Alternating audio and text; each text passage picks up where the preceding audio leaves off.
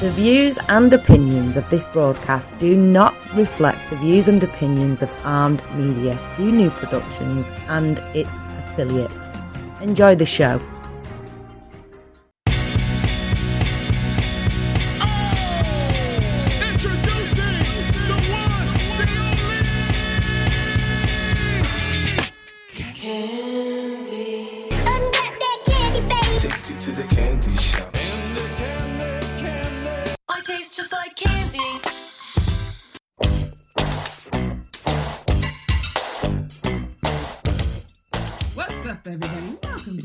For Candy, where we talk about healing, self-care, love, sex, relationships, and what it takes to be amazing on the daily. Who I am is CandiceHarperLoveCoach.com, and my purpose with this podcast is to create healthy romantic relationships all around the world through self-love, soul connections, and sweetness. But before we get to that, we're here with our production partner, Solivity Magazine, and my Brian. Hi, Brian. Hello, Candy. So good to see you. It's good to see you as well. You had a good week this week? Oh, it was fabulous. We're going to get to talk about it a little bit more. But my Brian is the editor-in-chief of Solivity Magazine, and we are live here every Wednesday at 7 o'clock Eastern. And you can also watch us at Solivity.com on Solivity TV and subscribe to Solivity Magazine on YouTube so that you can be alerted when we go live. And don't forget to also subscribe to our audio broadcast, Ask for Candy, on Anchor, iTunes, Spotify, iHeartRadio, and wherever you normally download podcasts. Also, you can email me at askforcandypodcast@gmail.com to leave comments and ask questions. And as you know, if you've been listening, I will answer those questions in a later broadcast, or maybe whatever you email me might become the topic. Actually, tonight's topic is based on an email that I received, which I will be sharing with you as well. But before that, for almost 9 years, I have been a relationship coach and a workshop facilitator. And you can go to mywellbeing.com to work with me one-on-one. If you find that during the course of the podcast, things that I say resonate with you, you can actually work with me on them. And I love doing that. That's one of my favorite things to do. I'm also a professional matchmaker with Luma, a luxury matchmaking service that brings high-end singles together to find their perfect love. And this is just me living into my purpose, the purpose of loving myself unconditionally and inspiring others to do the same. And we use our romantic lives as a portal, an inspiration, a catalyst to our highest possible self. That is what our conversation is about. That is what this podcast is all about. Relationship coaching is my zone of genius.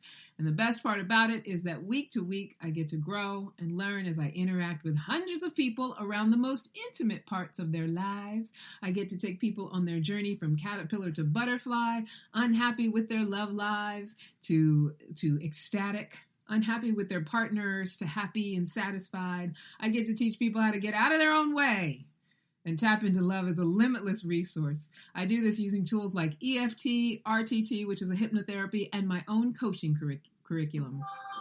Most importantly, of all I get to do is to be part of what supports healthy beginnings and sustainably healthy relationships. I get to be the cause of self-love, soul connections, and sweetness, honey. Brian, tonight's topic, are you ready? Oh, I am ready. You ready. That's another ready. It's good. Tonight's topic is somewhat of a lady topic, but I feel like there's some man stuff in there too. And you and I were having a little conversation kind of touching on how it affects men as well. So we're going to deep dive into this. Tonight's topic is the bio clock of doom. Dun, dun, dun. So tonight I'm talking about what it means to balance the pressures that we put on ourselves based on science, circumstance, and society, and how to not give into these pressures and keep hope alive, honey.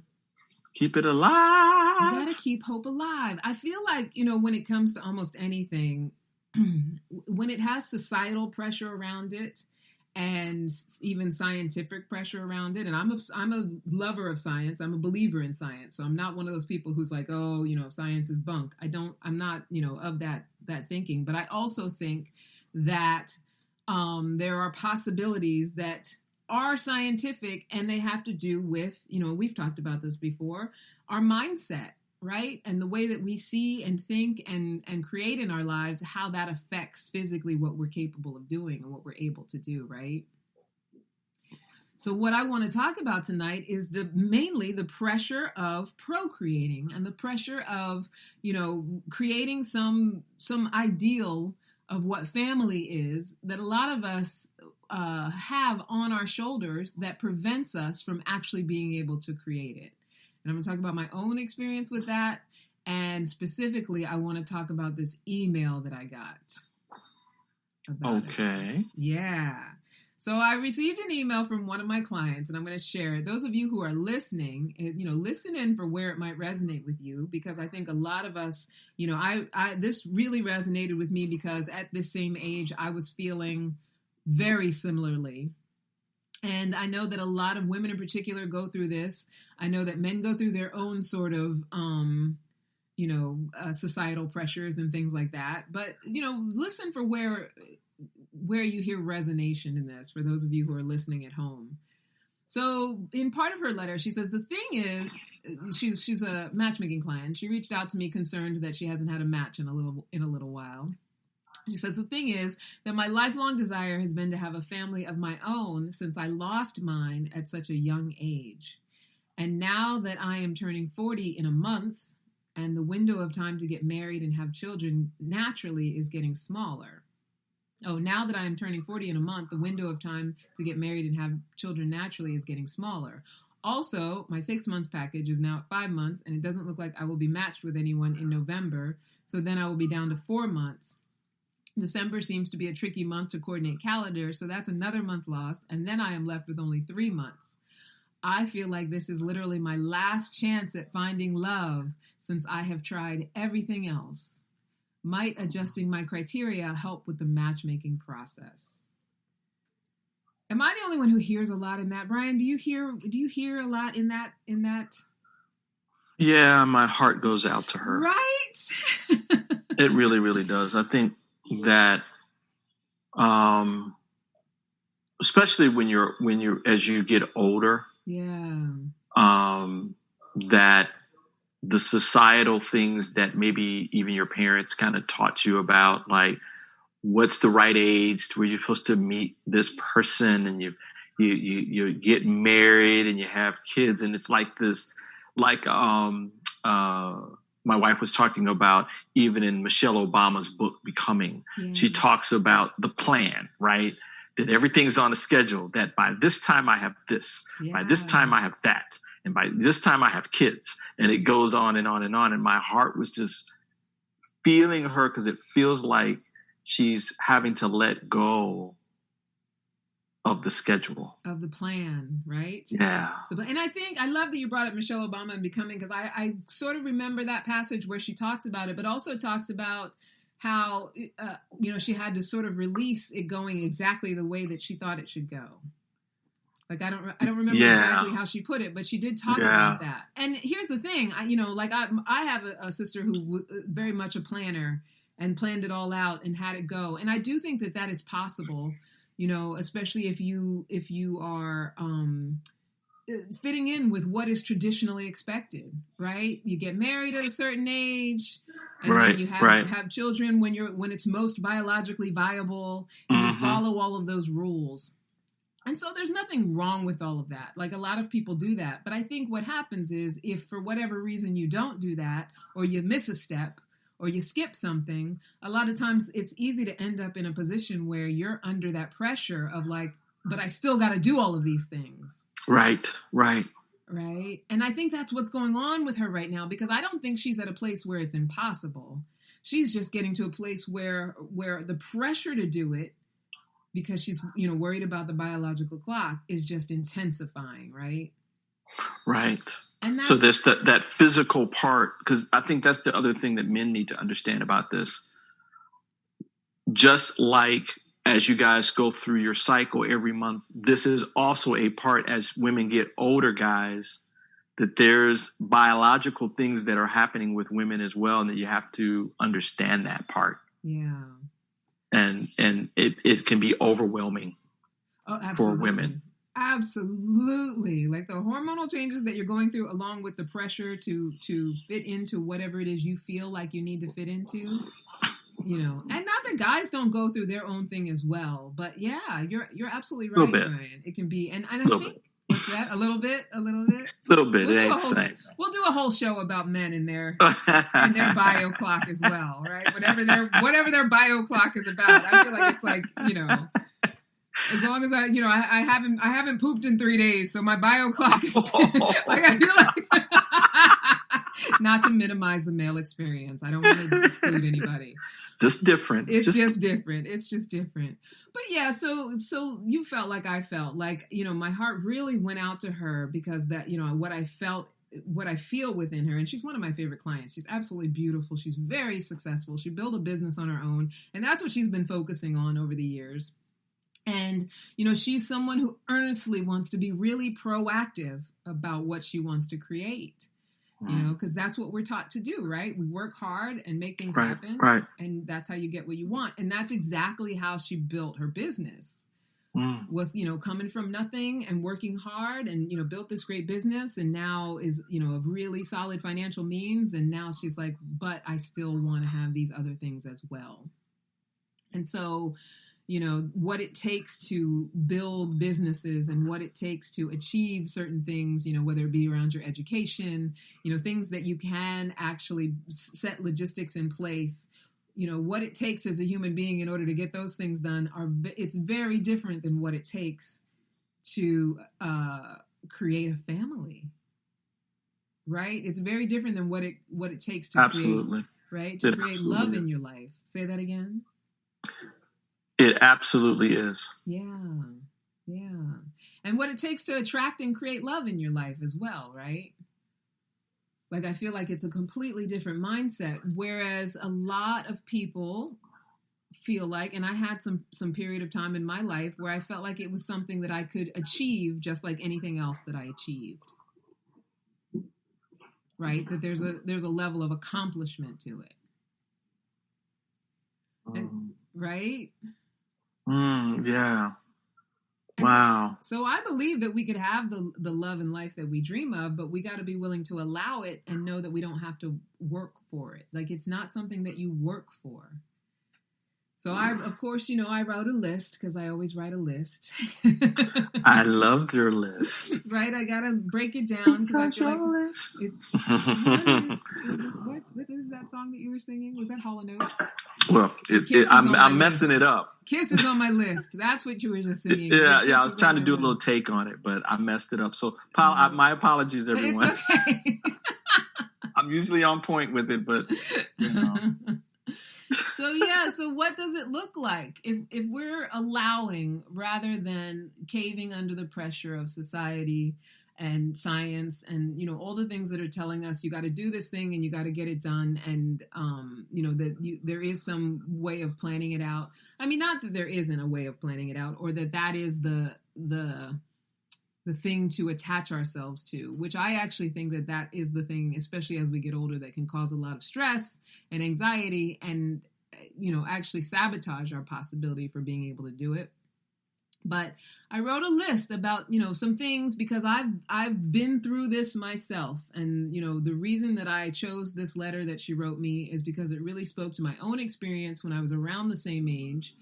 And, you know, what it did in my life as far as my level of desperation for having somebody in my life and who I was choosing based on that level of desperation, what I was allowing in my life because I wanted to force something to happen and I was attached to making it happen. And I had a story that my timeline was such that if I didn't force it to happen, that it would be the end of the world, that it meant everything, right?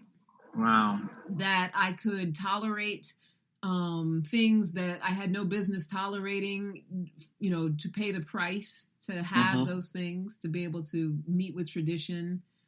You know, yeah. I mean, you guys who've listened to the show for a while know that I sometimes talk about some of the people that I chose and relationships that I was in that I won't say I had no business being in them because they were part of what grew and transformed me. In hindsight, I look back, I don't regret it. But at the time, I wasn't in those relationships because I wanted to have a healthy relationship. I was in them because I was trying to make something happen.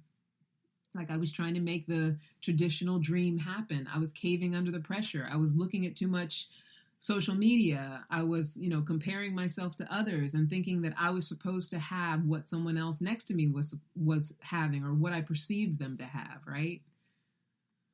So here's my list of things to do or to be to relieve that pressure so that you can actually make room for what it is that you want in this particular situation. And for anybody out there who is in a space of feeling like they need to have something in their lives, that they're attached to having that thing in their lives, and there's a frustration around not having it, you can use this list and also, translate it into whatever it is that you're trying to create. So number one for this client who wrote me this email, and anyone that it resonates with, is to relax about the baby making. And I know that sounds so simplistic, and it also may sound like I'm being callous about it, but take it from someone who waited and then struggled and then didn't have biological children. What would normally be the cautionary tale from someone like myself would be, oh, don't wait, you got to do it. But that's the worst advice that you can get. And I had someone tell me that back when I was really wanting to make it happen, really wanting to have a baby, go ahead while your eggs are still viable. You have to do it. And they added to that urgency. They added to that pressure. Right. Right. Right. And so the stress and the worry that I was causing myself, and that pressure was causing me when the clock was ticking, it doesn't help. It doesn't help the body to become a safe ground for giving life. Because, a body that's in a state of stress is in a state of fight or flight. And so you can't even relax enough to be a welcoming host, right? To give life to. It sounds crazy, but it's true. Like the body, no, it's true. The tensing of the body, the way your body functions, you're constantly in a stress state, that anxiety. I actually had a good friend who did have a baby later in life. And, she was so stressed out. First of all, she tried for the longest time, using in vitro fertilization, and it failed, and, all kinds of different methods and different things. And she was really trying to force it to happen. And then the moment they let go, relaxed about it, she got pregnant, 47 years old. But then after she had the baby, she was so stressed out about the care of the baby and what she needed to do and making sure she could breastfeed and things like that, that the stress itself caused her milk to dry up, and she couldn't feed the baby anymore naturally. Oh, wow. Yeah. So then she had to find alternatives. So we have to be real cognizant of when we desire something, when we want something like having a baby, how the way we attach to it can have our body reacting in a way that makes it impossible. Right? When we start putting that pressure on ourselves, not only can it cloud our ability to be healthy, but also to healthfully connect with a potential partner in parenthood, right? Because if I'm stressed out and I'm trying to make this thing happen, I'm trying to make a relationship happen, I'm trying to make sure that you're the guy or make you the guy who's going to, impregnate me, which is where I was. It's like, you're going to be that, oh, you're not going to be, okay, you're going to be that guy. I'm going to make you fit. Right. And there's no health in that. And so, it does subsequently affect our ability to be able to procreate and to be able to have it be the experience that it's really meant to be, or that it could possibly be, which is a positive experience. Mm-hmm. So, like I said, the cautionary tale is not to hurry up and make it happen. From being on the other side of it, the cautionary tale is to just relax and vibe and trust that it will happen. And that's one thing that I was never able to do. To trust that it will happen, or that it's possible, trust that it's something that if it's for me, it's for me. And also these days, we can also freeze eggs and, in vitro, if you have the means, adopt. Here's the thing. If you truly want to be a mother or even a father, your children will find their way through you or to you. I like that. Right? If being a parent is something that you truly want on this earth, your children will find their way through you or to you. You know, Candy, as you were talking about this,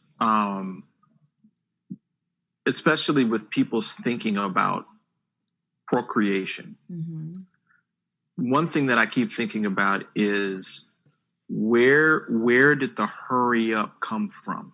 Yeah. Where did the initial socialization that women are supposed to have children when they're young, right?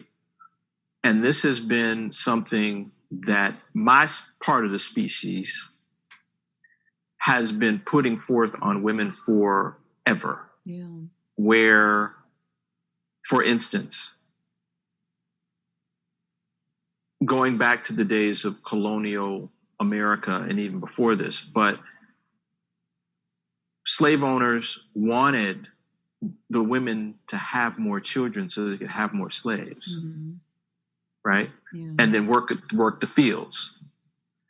Later, when even Black people had farming and that kind of thing, they needed laborers. Yeah. So the best way to produce laborers was for the wives to have children. Yeah.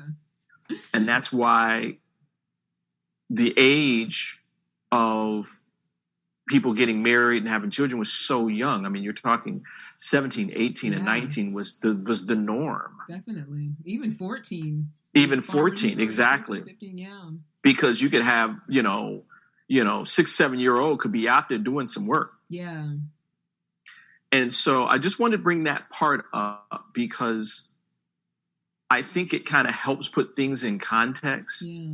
Specifically with women that, you're not on the farm working.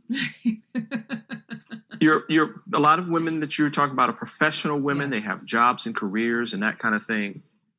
And they do not have to operate off of an archaic, male-dominated and male-specific ideology around when a woman's supposed to have children. Yeah. I just wanted to make sure get that part out there too. This just didn't pop up out of nowhere. Yeah, yeah. That men specifically were the ones who were placing pressure upon women to have children early, so that there could be enough people in the family to do stuff. And then it later became just a source of pride for men. Oh, you have a big family. Yeah. That kind of thing. Yeah. But absolutely, that element is there, right? And also, in pre-generational times and what our ancestors had to deal with as far as people of color, there's that whole layer there, like what you were talking about during slavery, of just being bred like animals. But then also there's just, pre-generationally, you think before the women's movement, most of what women had to do was to be mothers, right? That was your main function, yes, because it was a patriarchal society, but also because biologically that's what we were built for. Right? So that's right. You got the tools, right? You got the tools, so you're gonna have to be the one to do it, right? And I think now, what we're dealing with now is, yes, we're in a new time where, obviously, women are much more accomplished than they've ever been before, and the possibilities for how far we can go continue to expand. And with that said, we also have to be open to how that's going to evolve our fertility, our abilities, and, what makes sense as far as having and raising children. Because a lot of times, and I know for me, I was still stuck in a very traditional, what my father taught us, me and my two sisters, or, grow up and be wives, find someone to marry, have children. And it's a very Christian structure. It's a very, it's Bible-based. It's, it's what he knew, that's just what you do. So a lot of my desire, I had to come to terms with the fact that a lot of my desire had more to do with what I thought I was supposed to do that I didn't do. Right? Feeling like, because I spent all that time pursuing my career and being centered around, what I could accomplish that I missed out on something that I really was supposed to do. And then all of a sudden I got to a certain age where it's like, oh, well, I can't not do that now. It's almost like I had a story in the back of my mind, like I was doing something wrong if I didn't do it. You get what I'm saying? Like I feel like it's become ingrained in us, but yet our society has changed. So obviously we don't have to we're overpopulated. We don't have to breed because, we need people, and very few of us. I mean, there are people out there who live on farms, and it's probably still lucrative to have some kids who work the farms, but that's not necessarily so much what is in the modern age anymore. Right. But we still have that old thinking of, traditionally what we're supposed to do. Right. Yeah.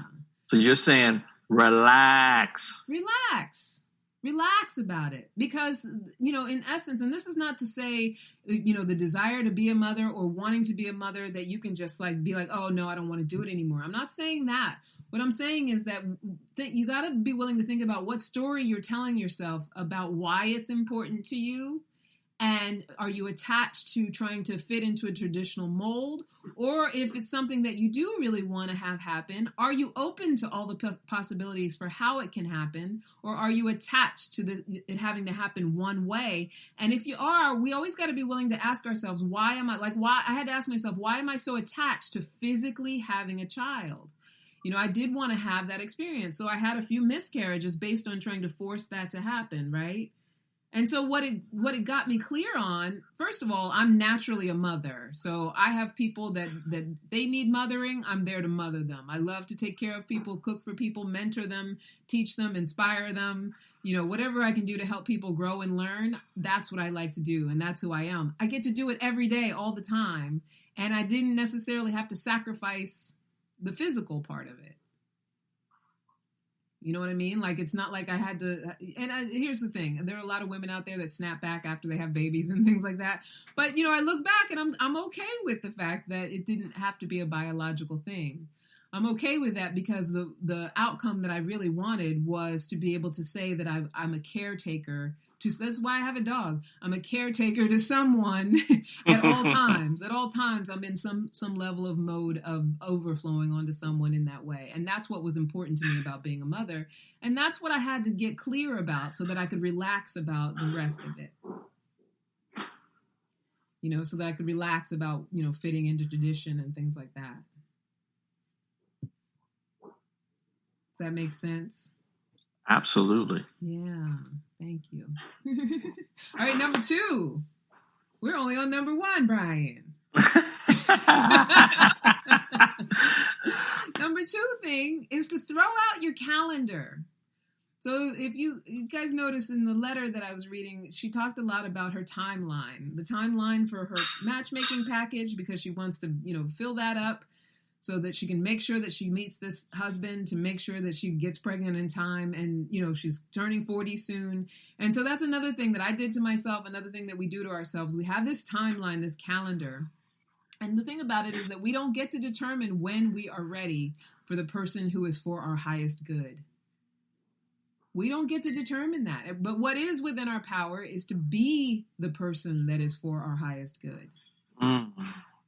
Right? So that's what alone time is about. So whether it's that you're waiting in between dates, or you haven't dated for a while, or you just ended a relationship, and you're getting to an age where you're feeling like, but I'm supposed to be in this, committed relationship and I'm not, and you're beating yourself up. This is your time to be within your power and be the person that is for your highest good, to be in relationship with yourself. And so if you're not taking that time, valuing that time, relishing that time because you're focused on trying to meet points in a calendar, you kind of steal that time away from yourself. Right? It's the value, we need to value the time that we have to be alone and reflect and be in relationship with self, and release the disempowering belief that we can force our person to happen. We can manipulate people into our lives, absolutely, because that's exactly what I did.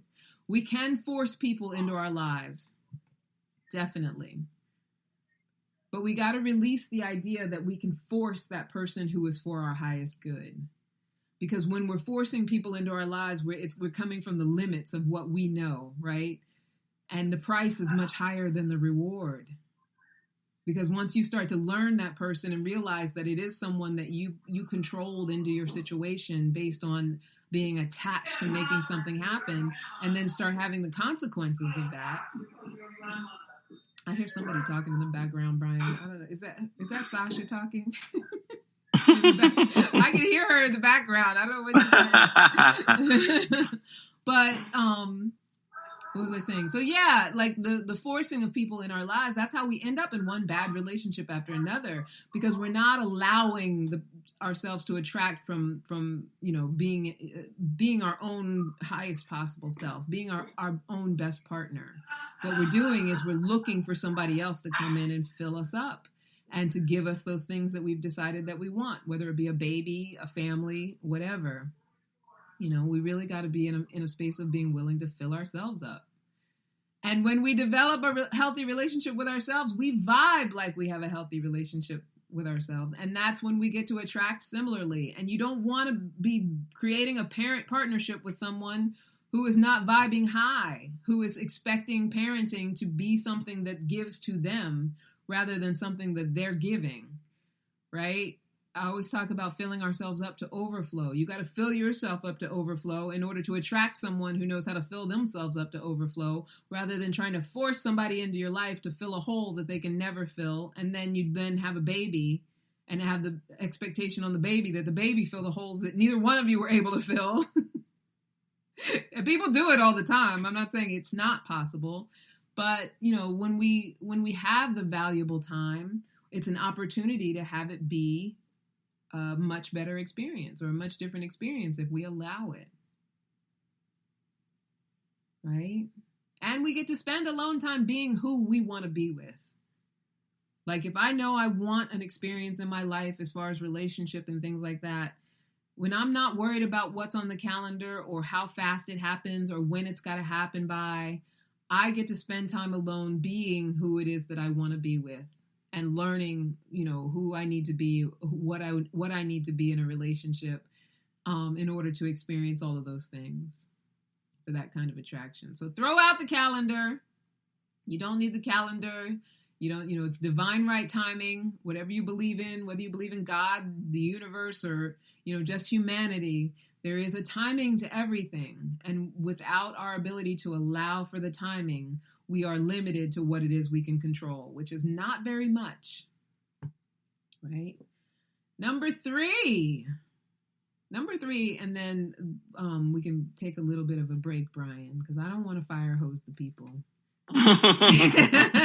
Number three, after number three, we'll do a little commercial. Okay. So number three, give yourself some clarity. And it's like what I was talking about earlier. Do you really want what you say you want? So I don't know if you heard in the letter that my beautiful client wrote, she mentioned losing her family at a young age and therefore wanting a family of her own. So she lost her family at a young age. And, just from knowing her, I know that she's done some work around that. And by work, I mean healing and therapy and things like that. But a lot of times when we feel like we didn't have something, or we have a story that whatever we had wasn't good enough, we make up in our mind that whatever we create will be the thing that will fix it. Or that it'll be so amazing that it won't matter that we didn't have this other thing. Or, if our family was dysfunctional, if I go and create my own family, there won't be any dysfunction in that family. So then I can heal it that way. But we kind of fool ourselves with that because it's not really true. There's a saying that they say in AA, wherever you go, there you are. And what that means is, if wherever you're at is not workable, or whatever you have is not workable, trying to go off and this is in the realm of relationships, trying to go off and have it someplace else without fixing, healing, or focusing on, where you originated from, you're not going to be able to find it, because it's really about self-fulfillment and self-healing and healing it for yourself first, right? To be able to attract something different. You're going to keep attracting the same kinds of things. So you can come from a dysfunctional family and then give birth to a dysfunctional family, which is what people often do. right? But if you give yourself the gift of clarity of, why do I feel like I want this thing? Am I just trying to fit in with tradition? Is it because I feel like other people, whether it be my own children or a partner, is going to provide a source for happiness, validation, achievement, or belonging? Sometimes we make up what a family is supposed to be or what it's supposed to look like and imagine that it's what we should have. Like we have this idea of what it means to have a family and that's what we should have. But if we're not already giving ourselves those things, if we're not already giving ourselves happiness, validation, acknowledging our own achievement and our own sense of belonging, if we don't have those things, a family won't be able to give us those things. If we can't generate those things, within whatever family structure that we have or don't have or have created, let's say with friends or whatever, we're not going to be able to give birth to a family that has those things. So, you want to be really clear about why do I say that I want to have this family when most of my adult life has not aligned with having a family. Because clearly, I know for me, there was at least a good solid couple of decades where I was avoiding that sort of thing and, spoke very often about my lack of interest in having a family. And what I had to do once it clicked over and I started to feel like, oh, well, wait, maybe something's wrong if I don't have a family. Maybe this is what I should be doing. This would be the right thing to do. I had to ask myself, well, why am I saying those things? And until I was able to ask myself, I wasn't able to recognize that I'm only saying it because I think I'm supposed to. I think that's what I'm supposed to have. I'm making myself wrong for not having it. If I believe that I need something because something in my life is lacking, I'm not providing myself the love and acceptance that I have decided I so desperately need from others. And if I'm not providing it for myself, I'm definitely not going to be able to provide it in a family, to make a family or for a family, right? So yeah, give yourself some clarity. So what do we have so far? So far, we're relaxing about the baby making, we're throwing out the calendar, and we're allowing ourselves to have some clarity around what it is that we really want. And we're going to come back and do the other two on the list. So we're back, and we're talking about some of the things to do to relieve the pressure of the bio clock of doom. Some of the things to consider just to, free our minds, free ourselves to be able to actually create the things that we want without having to compromise and force and be in a state of worry and all of that stuff. So number 4, so far, well, let's just recap real quick. Number 1 was relax about the baby making, throw out your calendar, give yourself some clarity. And then number 4 is to watch your thoughts. It's very, very important. I talk about this all the time. Our thoughts and our words, as a product of our beliefs, are what dictate our actions and our ways of being. It's what, what our body reacts to. It's what our experience will be.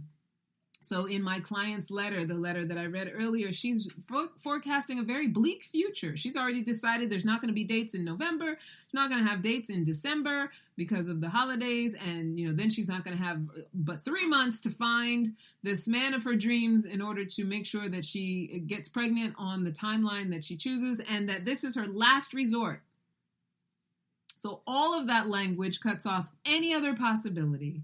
And I always tell all my matchmaking clients that, one thing about when we work together is that I am not attached to you finding your soulmate through me. What I do is I provide people for you to not only be practicing your dating and learning people and intimacy, and the hope is that you do find somebody that you end up wanting to stay with and be with. But you're in a holistic practice in your life, whether you're working with a matchmaker or not, when you want to have a relationship and you want to start something. So if your thinking is very limiting and you have all these bleak premonitions about how it's going to go, that's exactly what you're going to create for your experience. So between her premonitions and her timeline for how things have to go, it's like she's stirring up this stress elixir that's just going to sabotage her whole game, her whole experience, her whole situation. And what happens is the stress and the pressure, it starts to play with our logic. about things, and we start to, worry and get anxious, and that worry and that anxiety starts to reek of desperation. And you know how when you've met someone who wants something from you and you know it, and we can smell desperation on each other. Don't you think so, Brian? Don't you feel like absolutely, absolutely? I mean, that the whole, that desperateness. Oh, I gotta have this, and then you start projecting onto situations that may not be healthy for you. Making yourself think, oh, well, that's the one. That's the person I need to be with to make all this happen. Totally. It's a tragedy waiting to happen. It's a tragedy, or it's when we get obsessive, when we get attached to people, right? We let people, treat us badly because we're willing to compromise. It's just, we're in a state of like, it's that desperation state because I'm telling myself that I have to make it happen by this certain time. These particular things aren't in order, and so I gotta make up for it. I'm seeing a very bleak future of non-possibility, so I've got to take control of it. It's a very destructive state as far as what's possible in our relationships. And so, it's like, for example, she's like, if I'm turning 40 in a month and I want to have a husband and kids in 2 years and I don't have a date lined up right now, everything is going to go south and I'm going to end up dying alone. Like, that's kind of how it plays out, right? Yeah. That convincing yourself that, oh, I don't have the clock is ticking. Yeah. And I was there. I mean, have you ever, like, Brian, I know it may not be around like having kids and stuff like that, but do you ever remember a time in your life where you decided you needed to have something or do something so badly that you started to feel like desperate thoughts and then had desperate behavior behind it? Oh yeah. Yeah. Absolutely. Yeah. And you compromise everything. Yeah. Your morals, your values, everything. Totally. To try to make that thing happen that you think is going to be the end all and solve everything. Yeah. And then if you don't compromise, then you go into like some sort of depression as if, Right. Because it's not going to happen, that, it's the end of the world. Right. It's like and you have to move through that. Yeah. I mean, because it's a self-fulfilling prophecy. Desperate thoughts, desperate behavior, and, whatever comes out of desperate behavior is what we end up getting. That's what we end up experiencing. And whatever we believe is exactly what we create. If you believe that it's going to happen, it's going to happen. If you don't believe it's going to happen, it's not going to happen. Right. Exactly.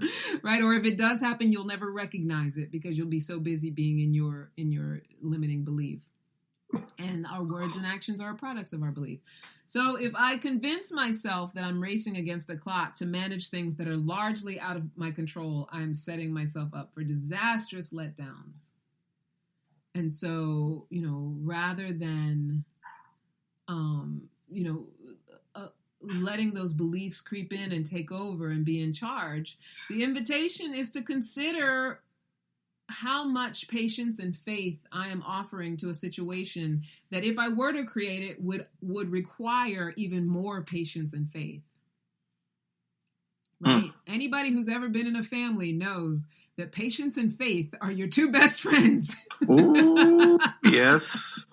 Hallelujah. Right? And I may not biologically be a mother, but I know that patience and faith are enormously important when it comes to surviving the demands of motherhood or growing a family or building a family or being in a family. And if you won't even allow patience and faith in your beginning steps in the creation of it, then, how are you going to be able to offer it to an entire family? Absolutely. Yeah. Absolutely. Right? So yeah, that's number 4. Watch your thoughts, people. Watch them thoughts. Watch them thoughts. Love those thoughts. Just, when they come up, when they creep up, all those fears and anxieties, say, thank you very much. I am taking over. I will now be at the head of the table, and I have chosen to believe that it is possible. Write, I am enough in red lipstick on your mirror and keep it moving. Because it is a product of, all of it is a product of your belief. And then number 5. Number 5 is to enjoy the journey. So this goes back to, what I was talking about before about, once you start from the beginning, and why I was talking about patience and faith from the beginning, it's that, this all of it is a journey, right? So for some people it's short, and for some people it's long, but as soon as whatever it is that we're looking to create comes to fruition, then, there's the next steps to take, because you don't ever get it done. I mean, once we stop desiring the next step, then that means life is over. So rather than be so attached to what the outcome is going to be and actually sabotaging our experience of getting there, the idea is to be where you are and enjoy it, so that you can attract the next thing and continue to be where you are and enjoy it. So this one encompasses all of what I said previously, but also we want to keep in mind how difficult life can be when we're worried about forcing an outcome. Life is so much more difficult when we worry about an outcome. Right? When we labor and ruminate over things that haven't happened based on things that no longer exist anymore, it's like, it's a very difficult experience. And so, right, if you've ever watched kids, like when they play on the playground, and how no one gets hurt or angry until something doesn't go their way. Right? No one That's cries, true. No one's feelings are hurt, no one's mad until something doesn't go their way. Up until that moment, they're having an amazing time. Yep. Right? Yep. And if they all came to the playground assuming that they're going to fall off the swings and it's going to hurt, worried that at some point they're going to have to stop playing, or if they came to the playground avoiding interaction with each other, or with other kids because they don't look or act like someone they'd want to play with tomorrow, they would have a pretty shitty time. Yeah. Right? Yep. They'd come looking like football players to the playground every single day. Right? But a losing team. And there'd be like a bunch of small, sad sack adults. But that is what we do, especially in the dating realm. When we want to have families, we want to have these relationships, we want to create families, is that we avoid interacting with certain people because they don't look or act like that person, whatever we're imagining. We're worried about, running out of time. We're worried about our biological clock. We're worried about, making it happen.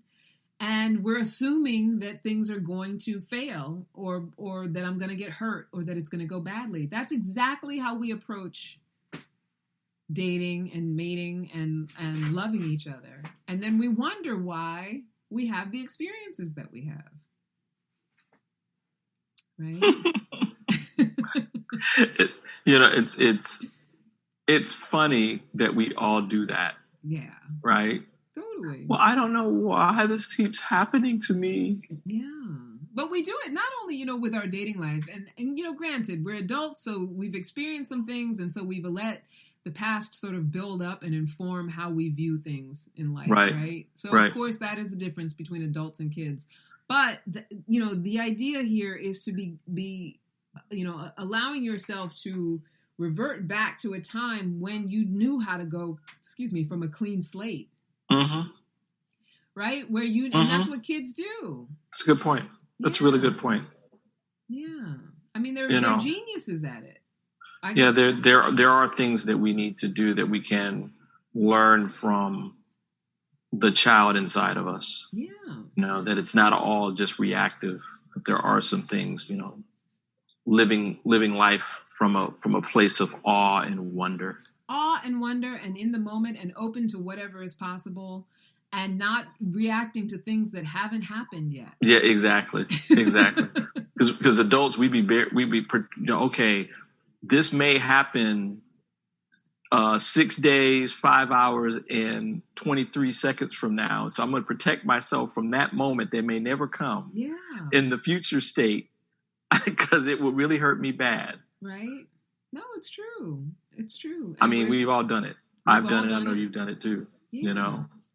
Really good stuff, Candy. I'm glad. Yeah, this is really good stuff. Yeah, I mean, what it all comes down to is just our own willingness to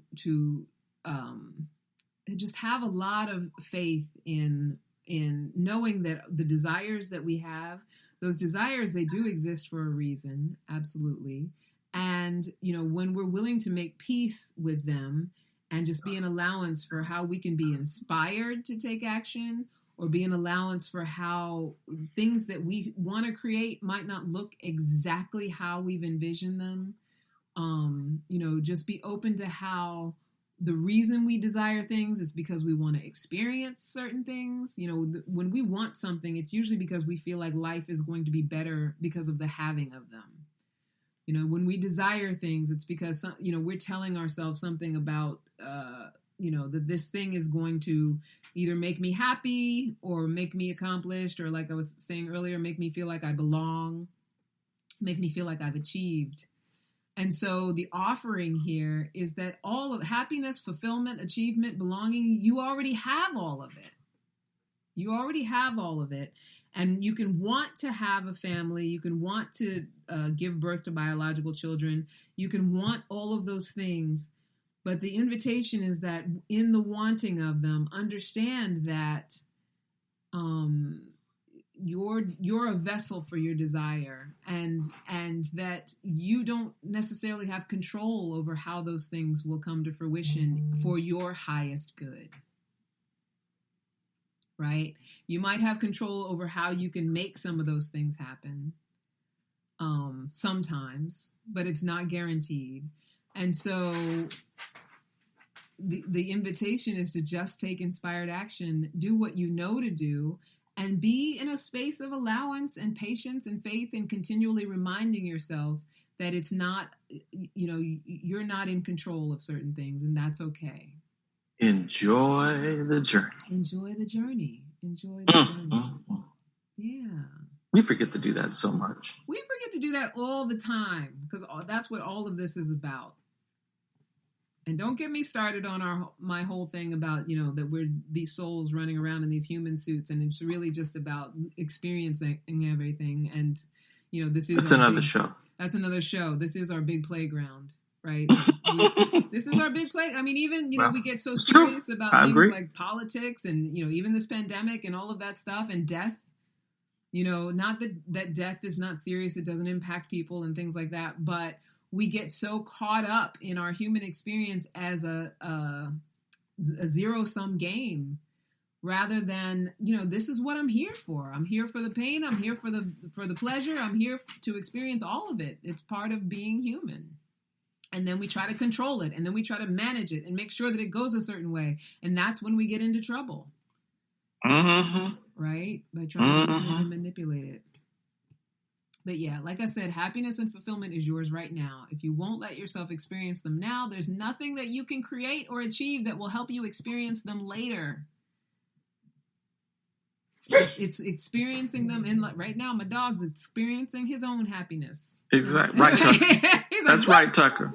Right. That was his little amen. That was him. That was the dog's way of saying hallelujah. Hallelujah. Right? We want to get ourselves out of that idea that there's something external of us, whether it be family, having a biological baby, meeting the love of our life, having the dream house, buying it, that it is going to be the thing that's going to bring us the happiness and fulfillment. It's the happiness and fulfillment that we can generate right now that's going to attract those things in a way that's healthful and for our highest good. And that's the whole message. That's the whole massage. Wow. For the evening. Yeah. I like it. Oh, good. I'm glad. Brian, tell I like your it. friends. I mean, these are, I love the fact that all of these, for me, all came back to who do you want to be? Yeah. You get to decide that. Absolutely. Who do you want to be, and what does that beingness represent? And from all this wonderful list you gave, starting with just relax the baby making thoughts. Just relax. Yeah. Right? Yeah. Just relax about all of it. Throw out the calendar. Give yourself some clarity. Yeah. Watch your thoughts and enjoy the journey. I mean, yeah. Hell yeah. Yeah. and all of it comes down to, what is it that I'm always teaching, Brian? What do I always say that the ultimate message is? Love yourself, right? Like, Yep. this is, you know, especially when you're in a space of anxiety, and this is not just around needing to have a baby, whatever it is that you're trying to create or that you want to, love yourself through it. Relax. All that stuff, that list that I made, those are all the ways that you love yourself. You fill yourself up so that you can overflow onto others. Because when we I'm listening. Oh, I'm good. listening, Candy. Oh, good. So I mean, I am, you know, look, the beauty of, again, enjoy the journey. Yeah. We can always perfect ourselves. Yes. We can always improve, you know, because I believe that we're spiritual beings living a human existence, Yes. right? And that in the human part of us, like you just said, this is a playground. And so as human beings, we get to do do-overs. We get to create new normals. Yeah. We get to do all that. Absolutely. And, you know, I enjoy these shows with you so much because you remind me of all those things that I need to do on an ongoing basis, even though some of the topics like this is more, you know, the clock and the bio clock. These are still things that can be applied to other things Yes. that we have attachments to. Yeah, totally. So thank you. Oh, you're welcome. You're welcome. 100%. I mean, you know, it's came through me, and, you know, not just to me, but through me. And through my own experiences. Like right? collard greens. Like collard greens, honey. It just came on through me. But, you know, that's why I had the experiences I had, so that I could be able to be a vessel for the message about it. Exactly. But yeah, so that's it as far as that. I want everybody out there to know about the Epic Circle, an online healing circle for women everywhere. Every Monday night, we come together as a community, and we'll be causing personal transformation when it comes to communication, forgiveness, self-love, mother-daughter relationships, purpose, friendships, just all the tools we need to be as big as we were meant to be. And I talk about a lot of the stuff that I talked about tonight, because sometimes that biological clock conversation comes up as well, and the desires of our heart and all of that stuff. And so we're well into collective number 2, but anyone is welcome to begin at any time, because we cycle the curriculum around over and over again. And the first session is free. So if you want to come out and find out, become a member, join us on Meetup. It's called the Epic Circle. Thank you so much, Solivity Magazine, my Brian. Oh, you know how we do. Yes, I appreciate you. I want you to follow us on Instagram at Solivity Magazine, at Ask for Candy Podcast, and at Candy Love Coach. And that is it, my people.